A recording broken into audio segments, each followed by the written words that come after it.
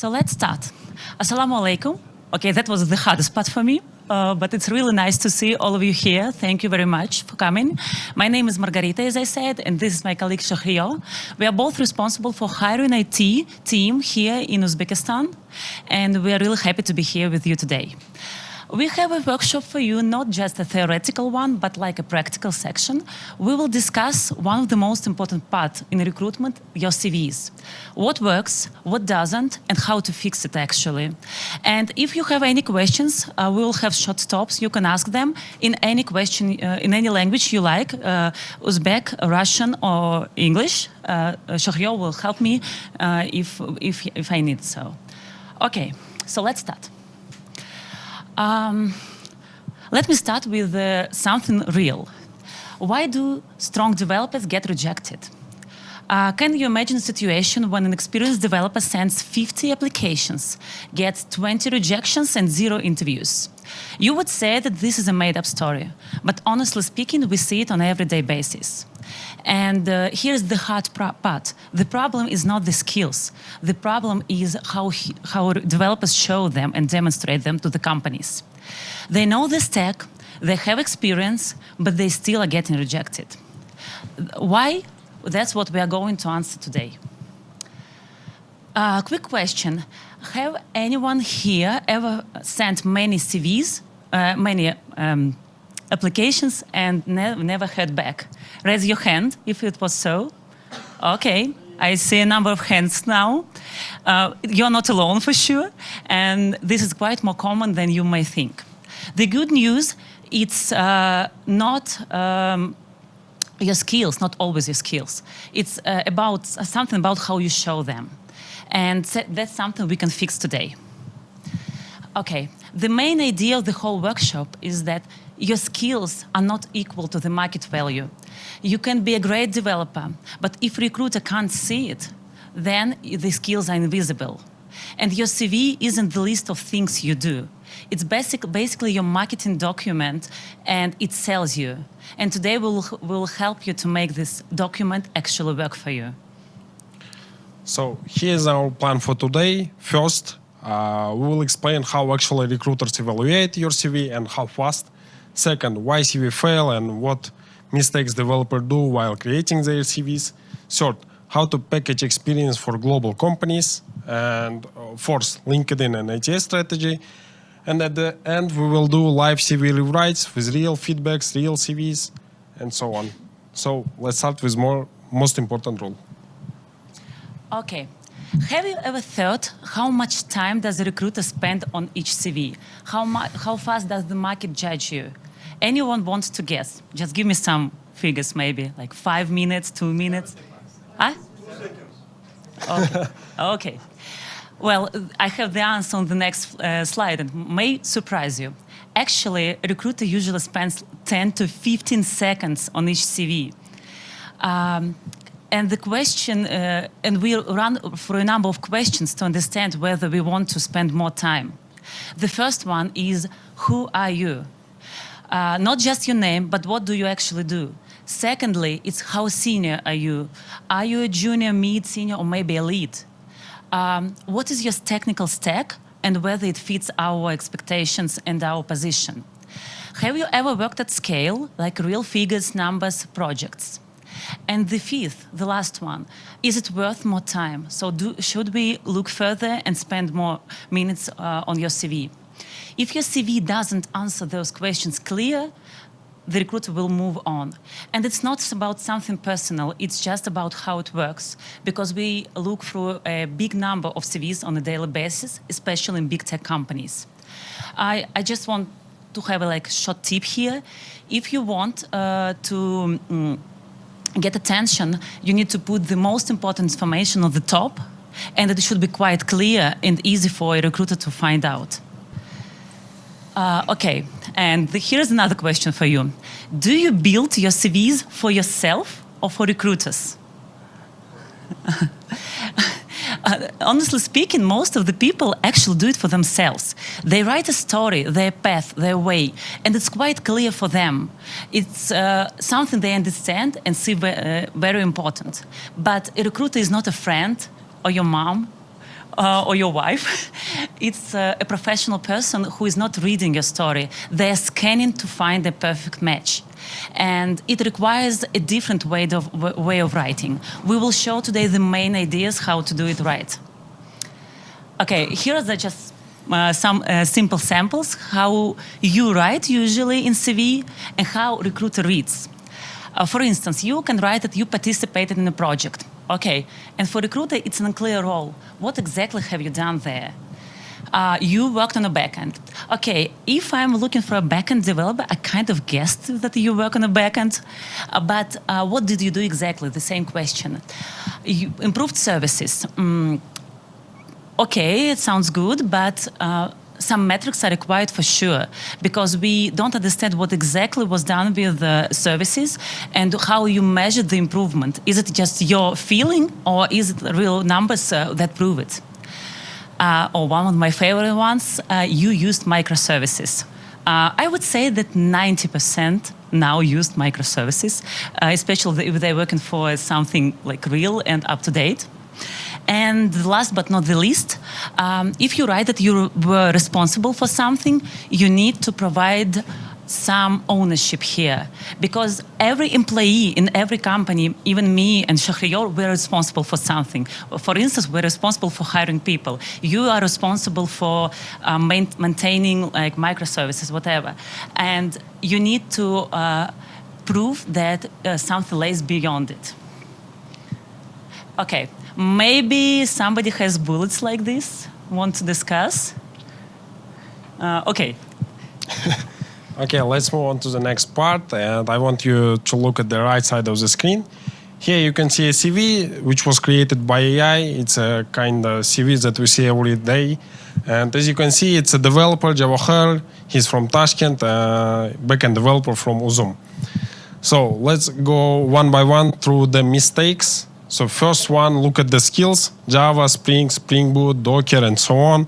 And it's just a list. I don't know, and I do not understand. Why did he use it? For what? For what purposes? Second, look at the experience. Worked on a backend system for internal company product. So what? What is it? What was the product? How big was it? And eventually, what was the result? And look at the summary also. Backend developer with experience working in backend development. It's just also, honestly, it tells me nothing. So this CV is not bad because Javohar is bad, because at least he works at Uzum. It's bad because it doesn't show his real value. And we can fix it. We will show you in a few minutes how to do it. So please raise your hand. How many people here have a CVs that's longer than one? Oh, okay, than 2 or 3 pages. 2 pages, 2 pages. 3 or 4, yes? Okay, okay, I get it. But honestly, per day we scan about like 50 or even 100 CVs. And if we see like CV has 4 or 5 pages, honestly, we do not thank you because it's too long.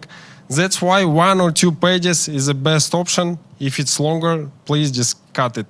Make our life and your life easier. Okay, now we'll move on to ATS. ATS stands for Applicant Tracking System, and now almost all big companies use it. So in simple words, it's a system that scans your CV before we, as a recruiter, scan it. So it looks for keywords, job titles, seniority market, some achievements, and so on. And what breaks it? Some big tables, complex layouts, icons, and so on. I know that some of you have a beautiful CVs with great design. It's honestly good for us, but ATS does not understand it. He's like emotionally unavailable. That's why just keep it simple and avoid all of this. And here's a tip for you. When you go home today, just copy and paste your whole CV. If everything is clear, then ATS can handle your CV. Okay, here we have some sample of CV. It's also AI made, and it's like the same person, but different appearance. The one on the left, it's nicely looking, has some design, photo, and for sure, Akmal spent some time doing it. And the one on the right is rather plain, just text, but let's compare them in a real way. Which one do you think will get the interview first? Okay, you're actually right. And let's see why. If we look at the right one, we see some actual details and the actual impact Akmal brought to Zoom. For instance, he writes that he designed payment microservices that processed over 2 million of operations. He reduced API latency, introduced Kafka, and led migration from monolith to microservices, which is really cool.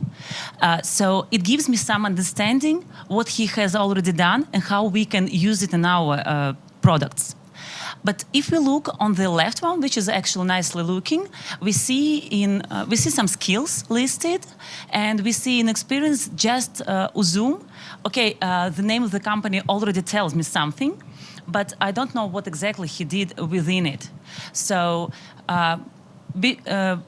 beautiful is nice, but content comes first. And as Shahriar said before, the one on the left will not be recognized by ATS fastly and good. The one on the right is easy to be recognized. Okay.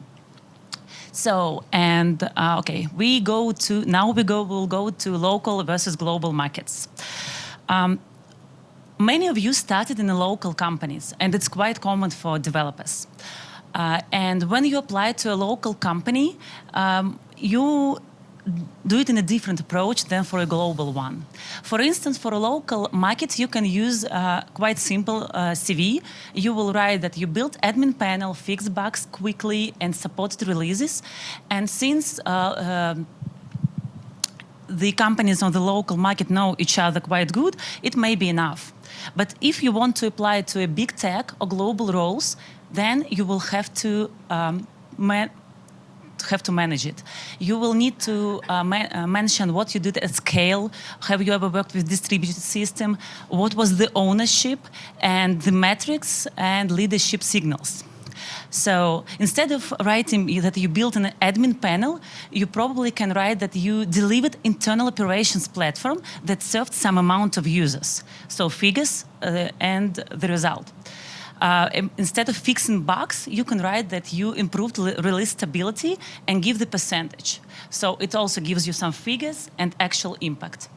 And supporting releases may sound like automating support workflows that saved some amount of hours for a company per week. The same idea for all of them. You have some figures and actual outcome as a result. Okay. So basically, what I want to say that you don't need like a new experience. You just need to translate your experience in a clear wording to global companies. Okay. I wanted to ask you whether any of you have already changed their CVs because they wanted to apply to a different level of companies. You can raise your hand. Okay, that's nice. Actually, many people here, so you know better than me in this case.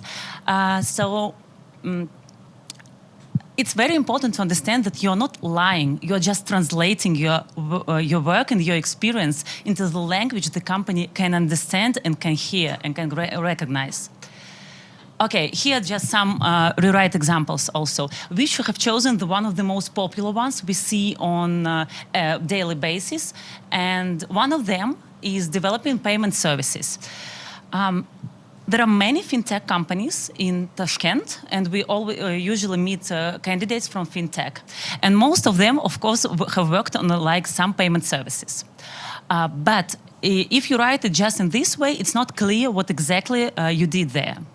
But if you add some details, for instance, the number of transactions that were processed by this service, or some improvements that were done to it, for instance, SLA, improved SLA or reduced latency, it will help you to get more attention from a recruiter for sure. Another popular one is being responsible for APIs. I would say it's quite common also. But Please also add some figures here. If you write that you build and maintain like some number or amount of production APIs, and you also add how many monthly requests they served, it will give you a clearer picture here. And again, my favorite one about performance. The same idea that if you are improving something, for sure you calculate how you did it and what happened because of this improvement. You never do it for just a process. You always have some goal in it. And please add these figures to your CV for sure. I don't think that anybody is here working just for processes, because we all have some goals to reach. Okay. And the last but not the least, let's talk about FANG level. I think all of you know what FANG means, but this is a completely different approach and higher bar for sure. Basically, all the rules we discussed today, they apply to FANG level as well, but just be sure that you do it in a really strong way. So you have a headline, you mention scale of systems you worked with, you add product impact, because all your work is done to improve the product probably, and actually do something with it, develop it from scratch or rebuild it or just add something additional to it. Also, if all of you probably have worked on some hard tasks at some point, they may be not such like great ones or big ones, but you still, any problems you have solved, it's very important to mention them and to add them to your CV. Cross-functional work. Many developers actually forget to mention it in their CV, and it's a big mistake, because depending on the company, the structure may be different. For instance, some companies, the teams are mono, like only developers, back-end developers, then separate team of front-end. And in some companies, we have cross-functional teams where everybody works together. And it's very important to be able to build this relation and to work on the same project together, because you have the same goal, after all. So yeah, please add it to your CV as well. And the last but not the least, everything, all these lines should be supported by some measurable outcomes. Okay, on the left you see like a short snippet from a CV. Like, there are only 4 lines here, but basically everything is covered. So he's a senior backend developer, okay. He owned recommendation services with some MAU, okay. He reduced latency, he mentored 4 engineers, partnered with product, ML, and infra teams. Of course, it's better to add some details on each line, but like only 4 lines, they still show me everything I want to know at first about this person. I don't know how many words are there, like 20, but it's clear for me. Okay. So now we'll move on to the part regarding your LinkedIn profile. Many people think that copying your CV to LinkedIn and it's done, but it's a missed opportunity, because your CV is more like compact, precise, ATS friendly. You apply for a company, it works for you. And LinkedIn also works for you, but it's your billboard. You should have here some storytelling, recommendation, some activities, post, because it works even while you sleep. Think about CV as an outbound, you send it, and LinkedIn as an inbound. We as recruiters come to see you, we'll search for with keywords, titles, and so on. Both serve for different purposes, both are really matter. So what else can strengthen your CV, LinkedIn profile, and so on? First of all, it's some external links, GitHub, LeetCode, open source. Honestly, if I see if a candidate have something like this, I always go and check, maybe he has something really interesting. Next is blog or articles. If you write something on LinkedIn also, it shows that good depth in tech community and overall great communication skills. It's a really good signal. Fourth is recommendations from your managers, teammates, ex-colleagues, or people who just may know you. Fifth is LinkedIn activity, as I said before, like posting, sharing, commenting some posts. It shows that you are active in the IT community. And the last one is tech talks, as we do right now. It shows that also that you have great communication skills and a great expertise. And you do not need to have all 6 of it. Just 1 or 2 will be enough. And a tip for you, when you go home today, you can just make a post about today's dev meetup and yeah. Okay. And just a short question. How many of you here have LinkedIn pages active? Okay, I think almost everyone. So please use it thoroughly, because it's one of the main sources we scan to find candidates ourselves. And for the global companies is the main source as well. Not like some local ones, not incoming requests, but mostly if we look for somebody unique, we go to LinkedIn for sure. Okay, and let's now go to cover letters. I think that over the last 5 years, they became less popular than they used to, but still most of the applications are supported by them. Let's see when you can use them, and are they required like on every time you apply? The clear answer is no. They are not useful when you generate it using AI and use the same cover letter for like 200 applications. Nobody will ever read it.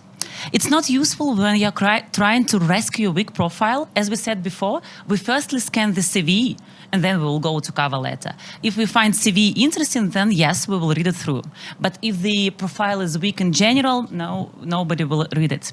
But there are some points at which you can use it in a great way. For instance, you are changing direction and you want to explain why. Especially over the last years, I see that some developers are moving to ML, to machine learning, and it's good to understand why you're doing so. Is it just because it's fancy now, or is it like a real your decision made based on some previous experience or whatever? Relocation, also very important to mention if you are ready to relocate to another country, because we can't always go and ask you if you're ready to move to another place, and some positions of course require it. So if you're ready to do so, please write it and mention the countries you are considering. Or if you're already moving to some country on your own decision, please also add it. Unclear fit. It's a situation when your experience doesn't like perfectly match the position, but you still think that you can be good at it. You can explain why do you think so. But also supported by numbers, figures, and some actual impact you did before. And the last but not the least, which applies to global companies, if your current employee is not well known, you can add some details on the sphere you're working at, because of course, like companies like Fang Level, they don't know all the local companies in Uzbekistan. And it doesn't mean that your company is not good. It may be a startup, but doing really interesting and cool stuff. So please, if it is so, add some details. Okay, so to summarize everything, let me leave you with this. You do not need to, in your career, you do not need to make up your CV using AI or whatever, what happens, but we know how to recognize it, to be honest.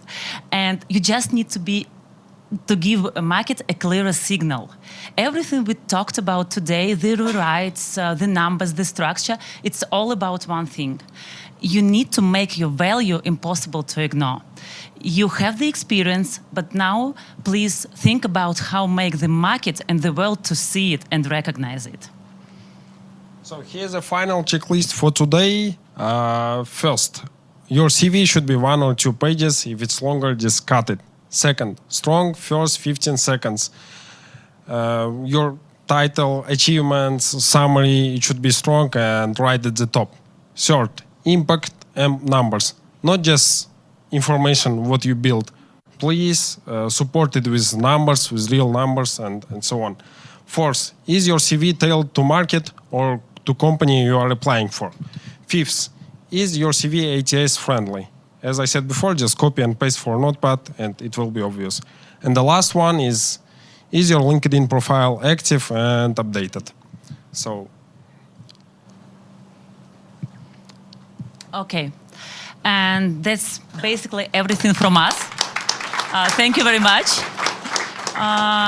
We are both here to answer your questions. We'll be here and outside after the workshop will be done. You can come and we will see your CVs, give you some advices and review it together with you.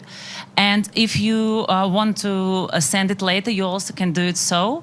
Please feel free to come and talk to us after. And you were a great group. Thank you very much for your support. And now I want to take a photo with all of you together to put it on my LinkedIn page.